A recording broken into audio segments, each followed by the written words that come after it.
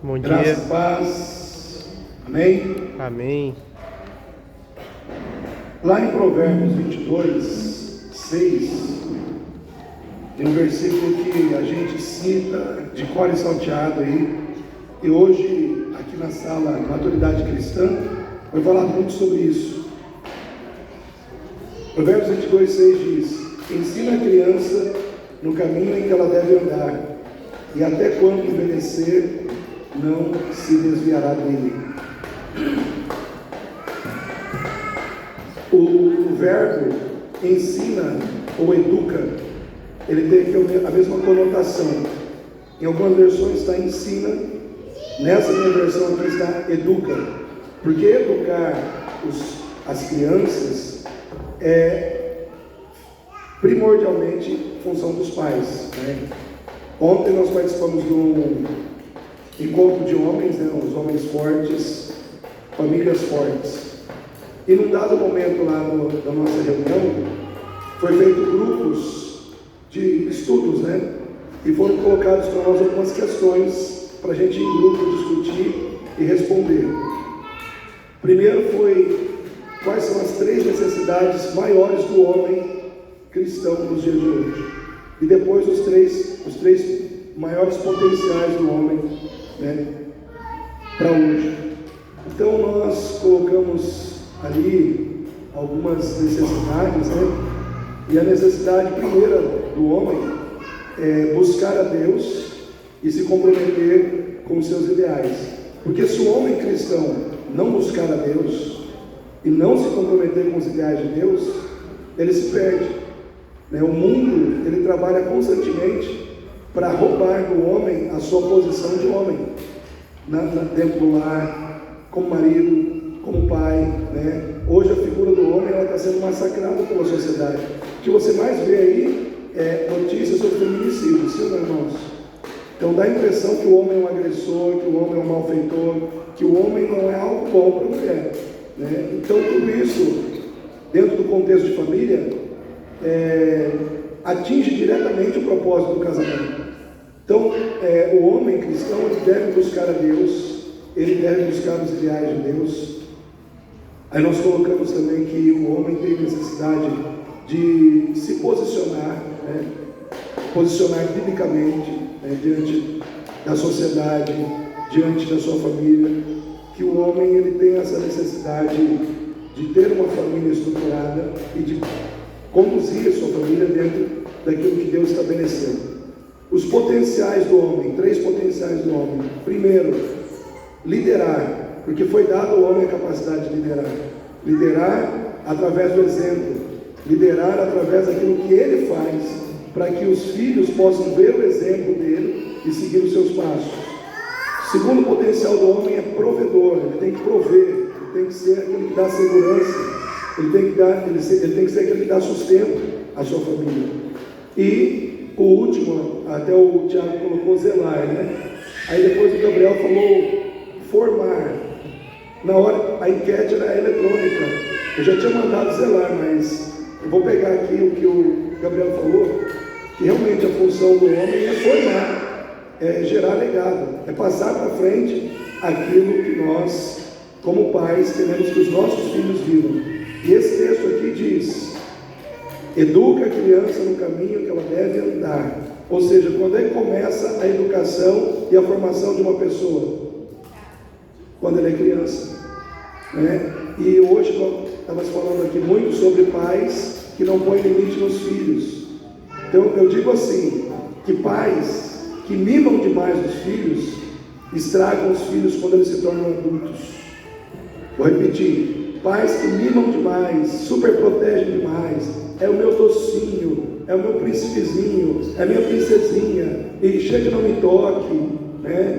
Não deixa nem a criança ir no colo de outra pessoa, né? A criança parece que é uma propriedade exclusiva daqueles pais. Esses pais estão educando mal essa criança. Essa criança vai se tornar uma criança chata, vai se tornar uma criança com dificuldade de se sociabilizar, né? Vai ser uma criança birrenta, né?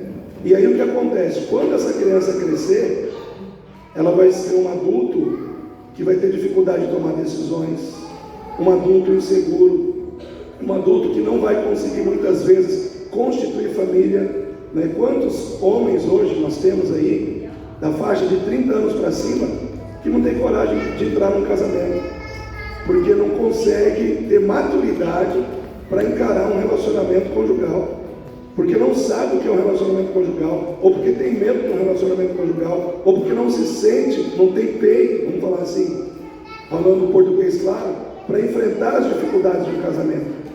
Mas tudo isso começa onde, irmãos? Quando a pessoa é uma criança. Então, às vezes a criança começa a ser uma criança cheia de dificuldades, mas o problema não é a criança, o problema são os pais. Os pais que confundem amor com protecionismo exagerado, né? Então, quando os meus filhos adquiriram a idade de 16, 17 anos, eu já procurei colocar tudo para trabalhar, né? Gabriel foi trabalhar no Versace, depois foi o Mateus, Davi começou a trabalhar cedo. Por quê? Porque a partir do momento que você enfrenta a vida cedo, a dificuldade de ter que aguentar um patrão, ter que chegar ao horário, cumprir horário, receber responsabilidade, isso faz crescer. Sim ou não, irmãos? Meus filhos não completaram a idade de maioridade e estavam trabalhando. Ah, mas se trabalhar não vai estudar. Não, mentira. Trabalha e estuda. Por que quer dinheiro? Porque quer dinheiro? Dinheiro não vem fácil, não. Pais que não ensinam para os filhos que não é fácil ganhar dinheiro, quando os filhos crescer, eles não vão saber como lidar com o dinheiro. Eles não vão saber como lidar com as questões financeiras, né? Porque pensa que tudo vem fácil, né? E não vem fácil, porque a vida é dura. E tem uma frase que diz que a vida é dura, é mais dura para quem é mole. Então nós precisamos preparar filhos que não sejam moles, né? Então eu observo muitos pais que têm crianças pequenas hoje, e eu fico olhando, pai ou mãe que mima demais, bajula demais, porque a criança, ela é criança, ela precisa ser conduzida por um adulto. E a criança que não é conduzida por um adulto, isso foi dito aqui hoje, a Rolário sempre falou, ela será conduzida pelo seu próprio coração. E o coração de uma criança não tem maturidade para saber o que é melhor. Então, pais, vamos tomar as rédeas, né? Vamos conduzir da maneira certa os seus filhos, para que eles possam crescer adultos saudáveis, que realmente tenham condição de enfrentar a vida, a dureza da vida, né? Então, a gente tem que ensinar para os filhos que a vida é difícil, né? A vida não é fácil. E quanto mais cedo eles aprenderem isso, melhor. Tudo que o filho quer, você dá. Já perdeu. Porque o filho vai acostumar com aquela ideia de que tudo é fácil. Às vezes você tem que dizer não. Não vou te dar. Não vou te dar. Por quê? Aí você dá os motivos. Ou porque não tem dinheiro, ou porque não é a hora, ou porque não é o momento. Mas não dê tudo, né? Não dê tudo que o filho pedir. Isso não é deixar de amar. Isso é educar, né? Isso é educar. Às vezes melhor do que um presente é a boa educação. Melhor do que um presente é a boa orientação para a vida, né? Então nesse momento eu quero que você fique em pé.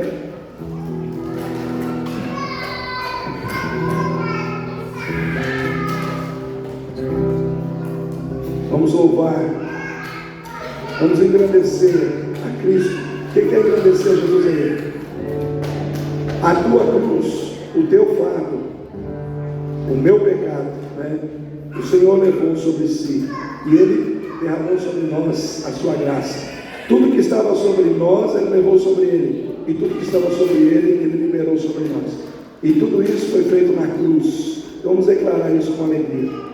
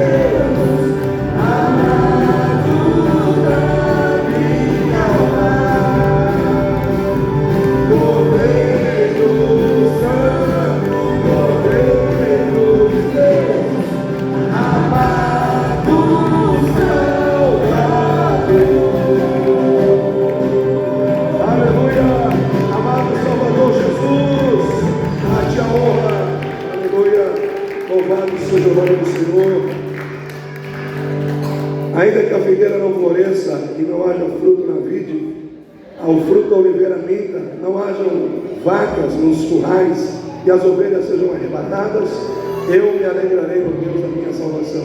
Vamos declarar, queridos, que a nossa alegria não está nas circunstâncias, mas no Deus que está acima das circunstâncias.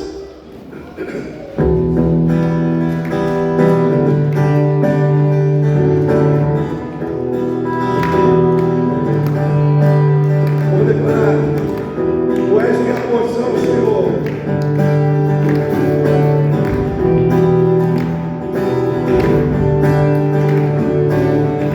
Tu és minha porção, Tu és a minha herança, Tu és o meu socorro, dias de tribulação. Mesmo que meus pais me deixem, mesmo que amigos me traiam, eu sei que em teus braços eu encontro salvação. Ainda que a figueira não floresça, ainda que a videira não dê o seu fruto, mesmo que não haja alimento nos campos, eu me alegrarei em ti. Aleluia. Vamos declarar: o Senhor é a nossa porção e a nossa herança. Tu és minha porção, Tu és a minha herança, Tu és o meu socorro nos dias de tribulação. Mesmo que meus pais me deixem, mesmo que amigos me traiam, eu sei que em seus braços eu encontro salvação. Ainda que a figueira não floresça, ainda que a videira não dê o seu fruto, mesmo que não haja alimento nos campos, eu me alegrarei em ti. Ainda que a figueira não floresça, ainda que a videira não dê o seu fruto, mesmo que não haja alimento nos campos, eu me alegrarei em ti.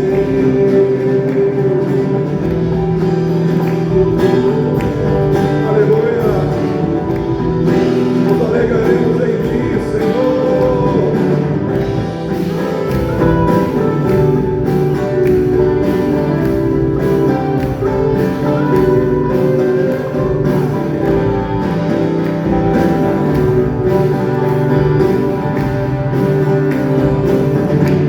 Ainda que a figueira não floresça, ainda que a videira não dê o seu fruto, mesmo que não haja alimento nos campos, eu me alegrarei em ti.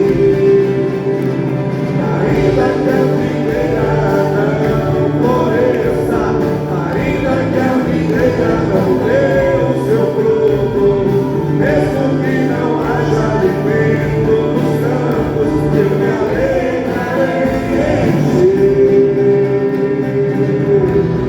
Aleluia.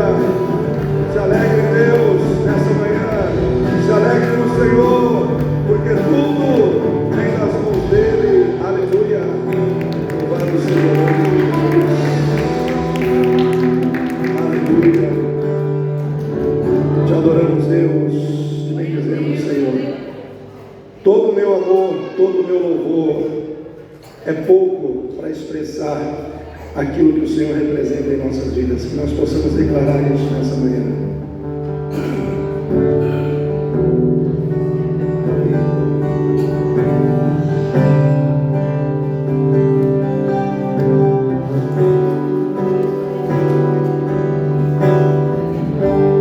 Todo o meu amor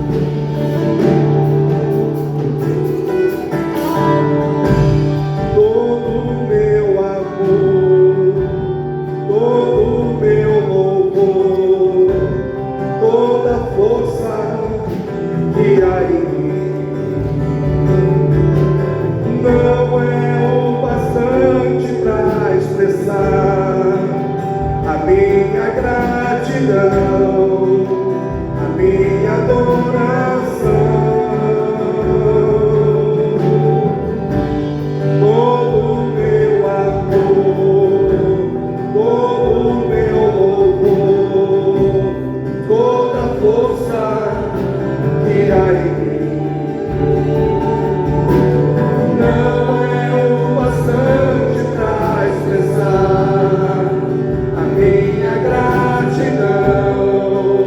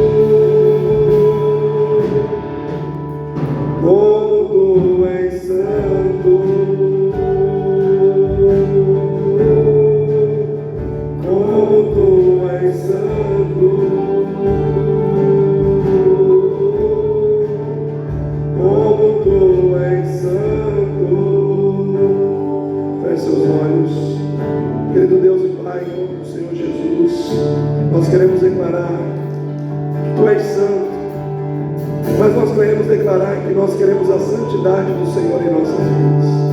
Queremos ser santos, porque o Senhor é santo, aleluia. Deus, e o Senhor deseja isso, porque o Senhor mesmo diz na Tua palavra: sede santos, porque eu sou santo. Que nós possamos, meu Pai, cada dia, não só viver a santidade no sentido de rejeitar o pecado, mas também de buscar as coisas santas, as coisas agradáveis ao Teu coração. Que não apenas, meu Pai, vivamos a santidade de desprezo ao erro, mas a santidade de busca pela intimidade com o Senhor. Demando e derraçou.